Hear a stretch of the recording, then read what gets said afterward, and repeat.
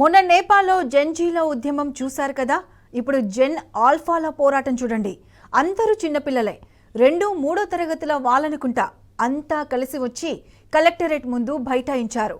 మాకు టీచర్ కావాలి, మేం చదువుకోవాలి అంటూ చిన్న టైపు ఉద్యమమే చేశారు. కలెక్టర్ మాటిచ్చే వరకు అక్కడి నుంచి కదలలేదంటే నమ్మండి. ఇదెక్కడ జరిగిందని అనుకుంటున్నారా?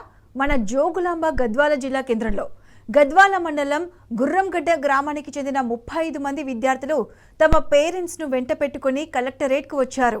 అక్కడే కింద కూర్చొని నిరసన మొదలుపెట్టారు.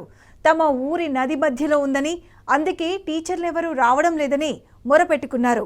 డీఈఓకు విన్నవించుకున్నా పట్టించుకోలేదని వాపోయారు. అయితే అప్పుడే కార్యాలయానికి వచ్చిన కలెక్టర్ ఇదంతా చూస్తూనే లోపలికి వెళ్ళిపోయారు. అరే, చిన్నపిల్లలు అసలేమైందని అడగను కూడా అడగలేదు కలెక్టర్ గారు. విద్యార్థులు చాలాసేపు అక్కడి నుంచి కదలకపోవడంతో చివరికి తన ఛాంబర్కు పిలిపించుకొని మాట్లాడారు. టీచర్ను పంపిస్తానని కలెక్టర్ నోటి వెంట హామీ వచ్చాకే అక్కడి నుంచి కదిలారు. వాళ్ళు పిల్లలు కాదు, పిడుగులనుకోండి. ఇంకో విషయం, నిరసన మధ్యలో పిల్లలు పాపం అలసిపోయి వెంట తెచ్చుకున్న నీళ్ళ బాటిల్ తాగుతుంటే మనసెందుకో చివుక్కుమంది.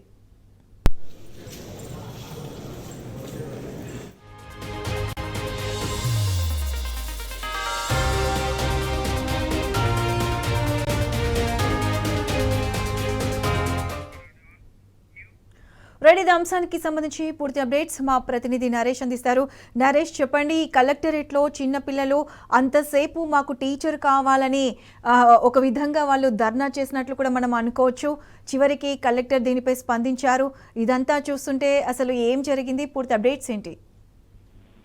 జోగులాంబ గద్వాల జిల్లా గద్వాల మండలం గుర్రంగడ్డ గ్రామానికి చెందినటువంటి 35 మంది విద్యార్థులు ఇవాళ ప్రజావాణిలో కలెక్టర్ కి టీచర్ కి సంబంధించి వారి స్కూల్ కి టీచర్ ని కేటాయించాలనేటటువంటి డిమాండ్ తోటి కలెక్టరేట్ కి చేరుకున్నారు. 35 మంది విద్యార్థులు అంతా కూడా ప్రైమరీ స్కూల్ కి సంబంధించినటువంటి విద్యార్థులు వారి తల్లిదండ్రులతో కలిసి కలెక్టరేట్ కి వచ్చారు. ఇవాళ ప్రజావాణి ఉంటుంది సోమవారం రోజు.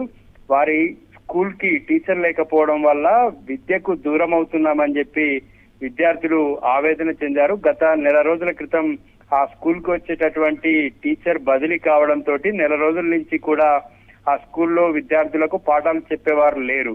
దీంతో గత 20 రోజుల క్రితమే డిఈఓకి వీరంతా కలిసి వెళ్లి ఒక వినతి పత్రం అందజేసినప్పటికీ కూడా సమస్య పరిష్కారం కాకపోవడంతో ఇవాళ విద్యార్థులంతా కూడా కలెక్టర్ ని కలిసి వినతి పత్రం అందజేయడానికి అక్కడికి వచ్చారు. తల్లిదండ్రులతో కలిసి వారికి ఉన్నటువంటి సమస్యలు చెప్పడానికి వచ్చారు. అక్కడ కలెక్టరేట్ వద్ద బైఠాయించి నిరసన తెలిపారు. మాకు టీచర్ కావాలి, మాకు టీచర్ ని కేటాయించండి అంటూ నినాదాలు చేశారు.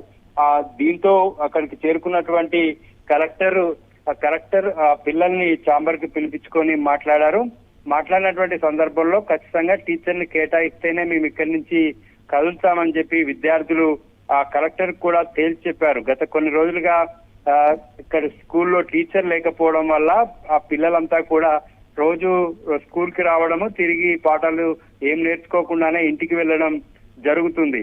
దీంతో సాధ్యమైనంత తొందరగా మాకు టీచర్ ని కేటాయించాలనేటువంటి డిమాండ్ ను విద్యార్థులు కలెక్టర్ ముందు పెట్టారు. కలెక్టరు హామీ ఇవ్వడంతో విద్యార్థులంతా తిరిగి వెళ్లిపోయారు. నెల రోజుల నుంచి కూడా అక్కడ సమస్యను ఎదుర్కొంటున్నారు. గుర్రంగడ్డ కృష్ణానది మధ్యలో ఉంటుంది. నిత్యం అక్కడికి టీచర్ వెళ్ళాలంటే బోట్ లో వెళ్లాల్సి ఉంటుంది.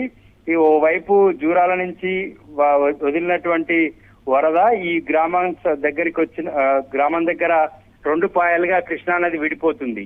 ఆ గ్రామానికి రోడ్డు మార్గం లేదు, పడవ మార్గం ద్వారానే వెళ్లాల్సి ఉంటుంది. దీంతో అక్కడికి వచ్చేందుకు ఉపాధ్యాయులు ఇంట్రెస్ట్ చూపెట్టారు. అది కూడా ఒక సమస్యగా ఉంది.